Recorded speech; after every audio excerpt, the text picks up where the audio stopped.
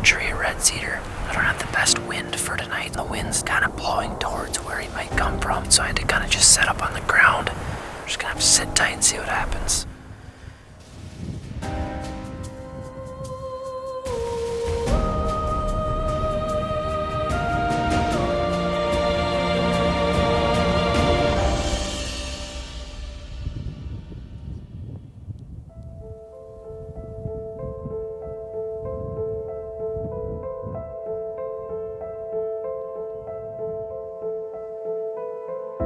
You know, the turning point in this hunt really goes way back, November 6, 2014.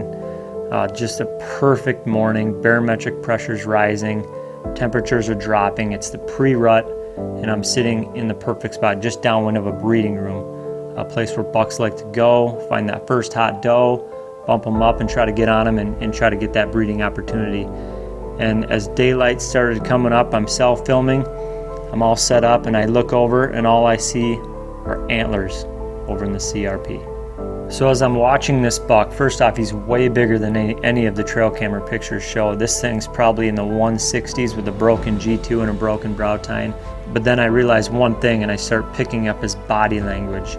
You know, he just cut my trail. That's exactly where I walked in to try to get to this stand. It's tall grass, it rubs on your legs, it rubs on your boots, and I know at this point that the gig's up. He's on to me and he starts to fade away. When it comes to these old, mature bucks, they've been around for many seasons, and their number one sense is absolutely their sense of smell. They could basically walk around blind using their nose and be able to navigate and survive. That's how good it is and how superior it is to their eyes, ears, other senses. I mean, if you can't fool their nose, their sense of smell, you're not going to get away with it. And really the key to be able to get close to or have a shot opportunity on a big buck is really only by fooling his nose.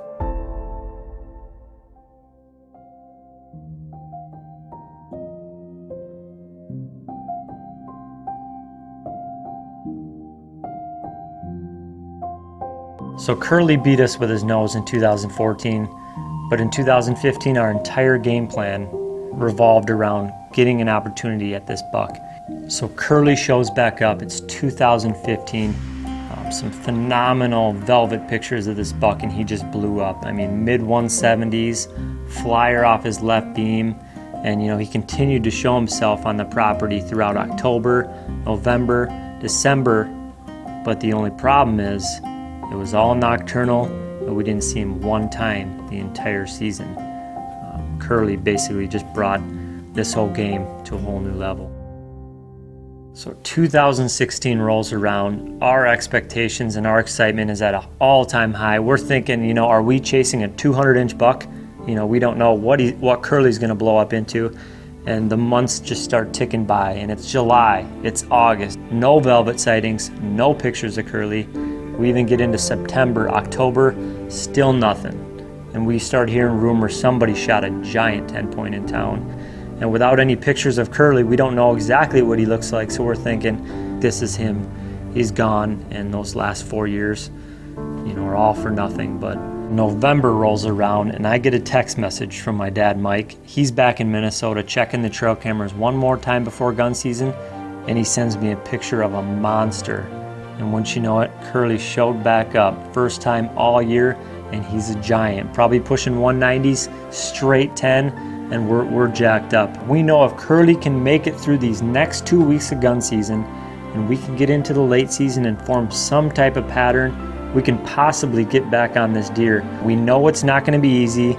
Another gun season, more education, more hunters out in the field, but you know, we're up for the challenge, and we're just fired up to get a shot at a once-in-a-lifetime buck.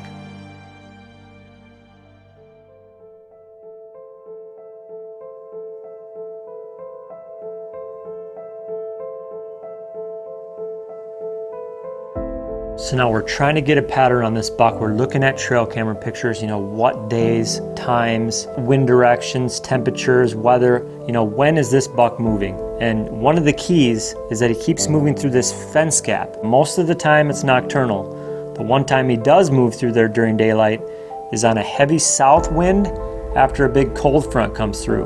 So cold front comes through, he's nocturnal. That first southwest wind, a little bit of west, he'll come through that gap, with the wind in his face, and he actually shows up during daylight.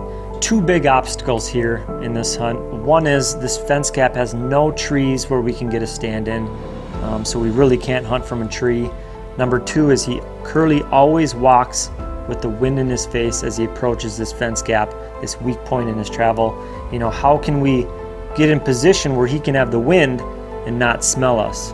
So we're kind of forced into this situation where we're gonna have to hunt Curly from the ground by this fence gap and give him the wind, you know, give him a quartering wind. And we've been working on something for a couple years that we're pretty excited about. And you know, this is the perfect situation to see if it's the real deal.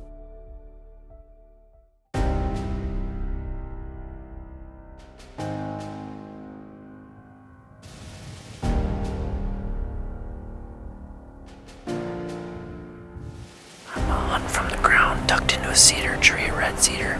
I got some trail camera pictures of this big one we're after this week. I don't have the best wind for tonight. The wind's kind of blowing towards where he might come from, so I had to kind of just set up on the ground. I'm just gonna have to sit tight and see what happens. And I'm just patiently waiting. I have 3 cameras rolling, the big camera and my Tactacam, and I'm just sitting there scanning the horizon, just watching the woods.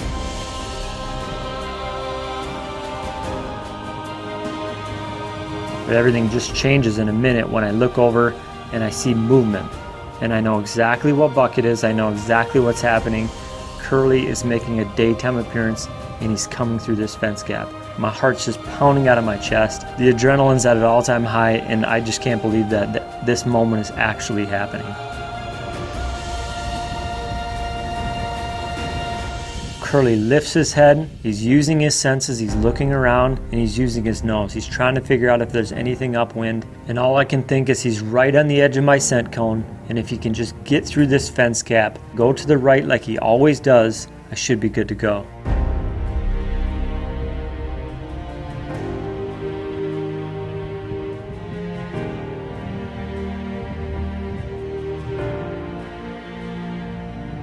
If he comes through and he goes down to the right, he's going to give me a 40-yard shot. The camera's all lined up, and he's standing in this gap, and you can see the wind rolling off those pine trees in the back. It's coming right off my right shoulder, and he's just on the edge of my scent cone.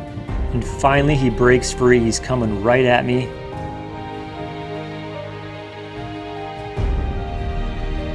I pull back, just waiting for him to cut to the right, and all of a sudden he cuts to the left.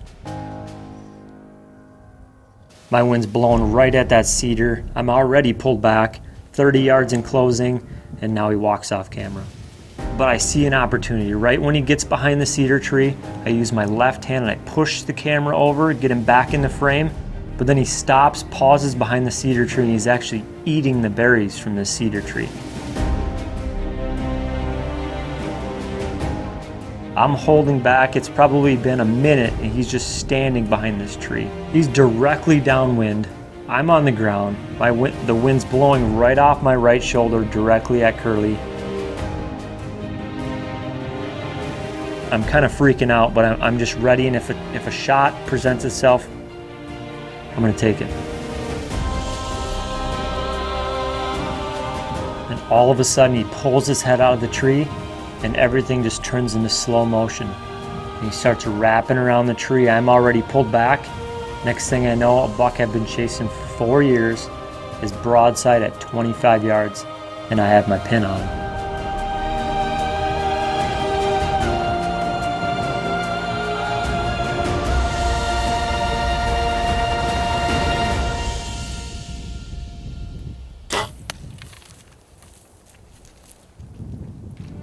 That was Curly. He was at 25 yards. Oh my God. Can't believe that just happened. I think I got him.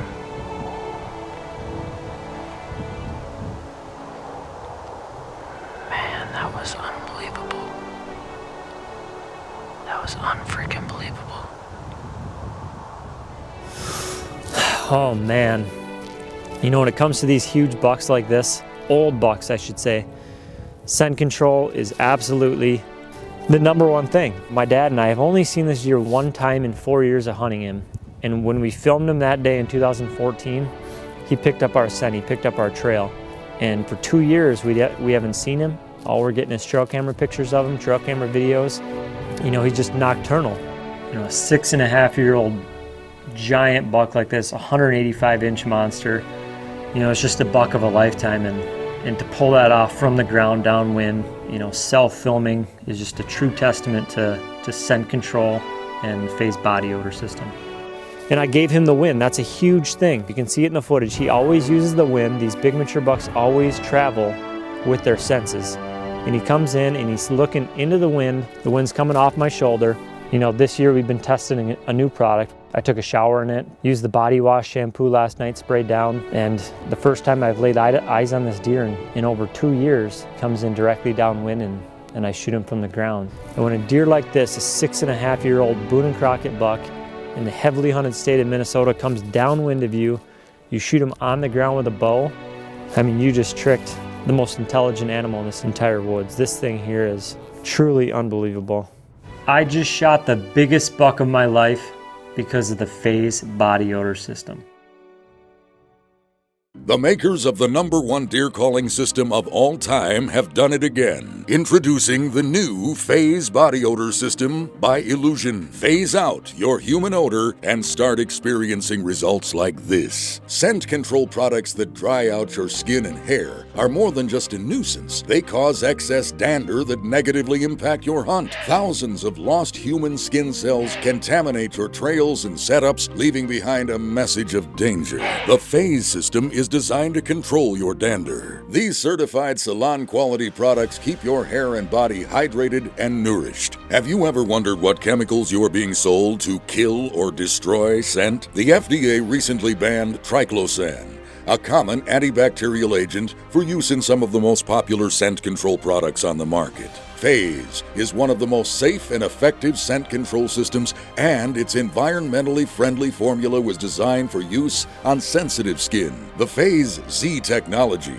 is not designed to kill anything. Instead, it permanently entraps odor molecules on contact. Are enzymes limiting your hunting success due to a limited shelf life? Freezing temperatures render most enzyme products useless, and extreme heat damages and diminishes the effectiveness of enzymes, meaning last year's clearance items might already be spoiled. The new Phase body odor system has been tested, and it's proven to maintain its integrity and effectiveness in all weather conditions and has a shelf life of more than 10 years. Top industry professionals choose the Phase body odor system for a reason. It works. Phase out your body odor in 3 simple steps. Phase 1 body treatment includes body wash, shampoo, conditioner, and body lotion. Phase 1 works to cleanse your body, condition your skin, and control your dander. Phase 2 garment treatment includes laundry detergent that adds scent-capturing Z technology to any of your outdoor garments. Phase 3 field treatment is your last line of defense. Field foam captures odor molecules from perspiration that may occur in transit. Less than 5,000 Phase body odor systems will be available on a first-come, first-served introductory offer. With nearly 17 million hunters in the U.S. alone, these systems will not last. Other salon-quality products and scent control suits would cost you hundreds, if not thousands of dollars to buy. But for a limited time, you can experience the advantages of the new Phase body odor system at a special introductory price. This 5-piece system retails for over $50, but can be yours today for only $39.99. That's a 20% introductory discount. These first 5,000 systems will also include a free Deer Society vehicle decal and field staff discounts on all of the new Deer Society lifestyle apparel. Get your Phase body odor system today at illusionsystems.com. Don't wait until they're gone. Experience the new Phase body odor system today. Order now.